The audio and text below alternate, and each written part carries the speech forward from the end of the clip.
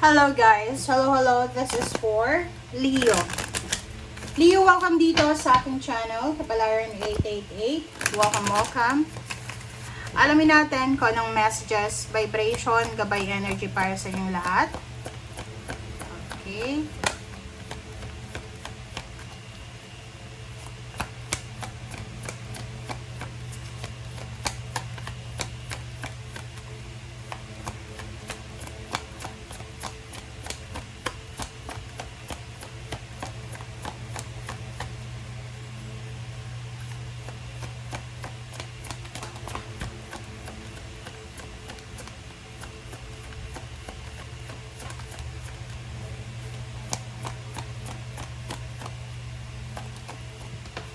Alright.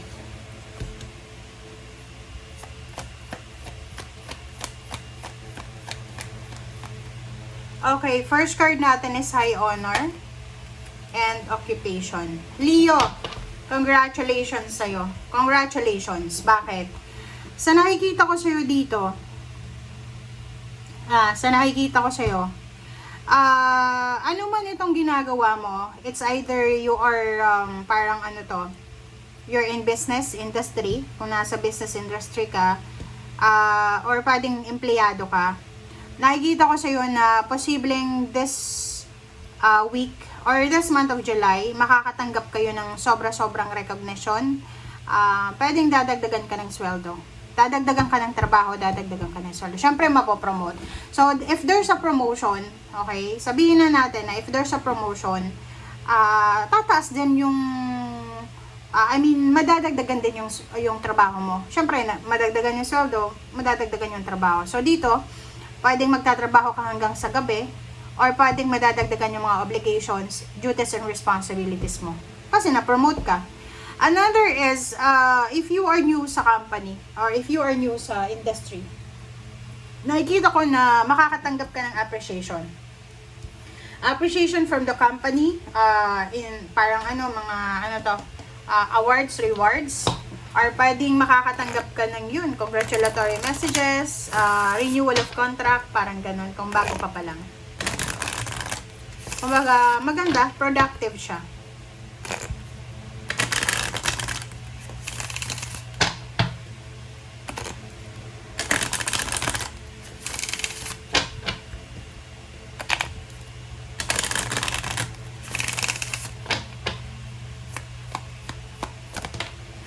Okay.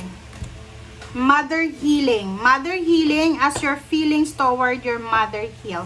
So, nakikita ko dito, Cancer, na importante this week or even this time, parang nakikita ko na as a mother, kung mother ka, importante ka sa anak mo, sa mga anak mo, kung marami yung anak mo. Kumbaga, because of your protection, because of your support sa mga anak mo, lahat ng pangarap ng mga anak mo, mamamanifest nila. Dito sinasabi ng barahan na this week din, Leo, this is the perfect time para mag-wish ka. Kasi magical yung linggong ito eh. So, make a wish and wait for the manifestation. Kasi darating yun. Kumbaga, this is a magical. Yung tawag dito, kasi tayo naman pantay-pantay naman pagdating sa blessings eh. 'Di ba? Kakatalo-talo lang yan sa kung kailan darating and kung ano yung efforts na in-exert natin. But sabi ng baraha dito, believe in miracles kasi once na nag-wish ka sa linggong ito, may posibilidad na matanggap mo yung wish. Kasi you're hard worker eh. Diba? Hardworking naman na Leo ikaw. So, walang imposible na mag-wish. Magkakaroon ng problema kung tamad ka. Tamad ka tapos wala ka namang ginagawa, tapos mag-wish ka. Ano yun? Walang mangyayari sa ganun. Kahit mag-wish ng mag-wish, kung hindi naman kumikilos, walang mangyayari. Diba? Temperance. Kailangan mo, Leo. Importante to kasi yung mga Leo, mabilis magalit mabilis magdesisyon. So, eto, sinasabi ng bara sa'yo na kailangan mo daw ng pasensya. Kailangan mong magpasensya. Okay? Sinasabi ng bara sa'yo dito na kailangan mong magpasensya, Leo. Sa paghawak ng pera, ganun din. Okay? Sinasabi ng bara sa'yo dito na you need to be patient sa paghahawak ng pera para maka-save kayo, para makapag-save kayo ng pera. Ano yung ibig sabihin niya? Ang ibig sabihin niya, Leo, ngayong linggong ito, kailangan mong maging matipid. Kailangan mong bantayan ang bawat pera na lumalabas, pumapasok sa bank account mo, sa bahay nyo, parang ganun. Or yung mga expenses nyo, you need to make sure na balance siya. Okay? Okay, so sinasabi ng Barasio dito, Leo, na congratulations daw kasi yung matagal mo nang hinihintay na victory and success, promotion, salary increase, travel, or yung kung ano man na tagumpay ito na minamanifest mo ay nandito na. Kumbaga, incoming na siya. Alright? And strength. And Three of Pentacles. So, sa nakikita ko sa iyo dito, you are parang you are lucky. Lucky ka. Siyempre, swerte ka sa pagkakaroon ng mga support system. So, sa emotion, you are supported ng iyong family. Another is you are supported with, may backup ka. Kumbaga, may mga backup plan kayo. Nakikita ko sa iyo dito na if you're planning to study, 'di ba, masteral, doctoral, or kung ano man na gusto mong learning, skills training, parang ganun. Kung gagawin mo siya, beneficial to sa'yo.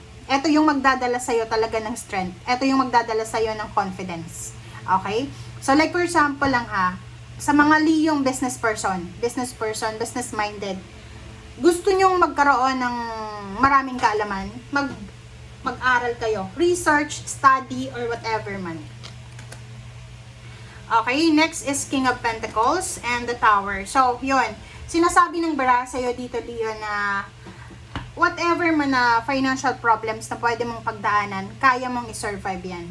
Okay? Nakikita ko yung pagiging aggressive mo sa mga, diba, aggressiveness eh.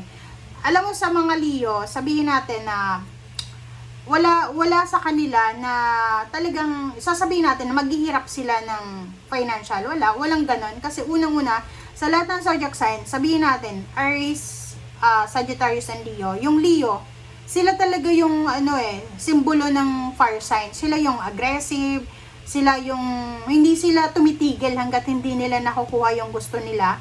May mga times na nadidismaya sila, but after niyan, babangon ulit sila. Parang ganun. Ganun yung nakikita mo dito sa Knight of Swords. Ikaw yan, Leo. Ikaw yan, na sobrang aggressive ka. Okay? So, nakikita mo dito yung Queen of Swords. Back to back yan eh. So, kung yung plan A ay hindi nag-work, may plan B ka pa, may plan C ka pa. Parang ganun ang nakikita ko. And, yun, diba? So, nandito yung Hermit, sinasabi ng baraha, yun lang, kailangan ng combination ng patience and then aggressiveness. Kasi kung puro lang aggressiveness, tapos walang pasensya, kung ano lang yung maiisip mo, yun yung gagawin mo. But this time, sinasabi ng baraha, moving forward ka na, okay, looking forward ka sa future mo, and nakikita mo yung sarili mo na, kayang-kaya mo. You're aggressive, yung approach mo na aggressiveness, and at the same time, yung pagiging kalmado, patience, magandang ingredient yon para makuha mo kung ano man ang mga wishes mo. Okay? Thank you. Bye!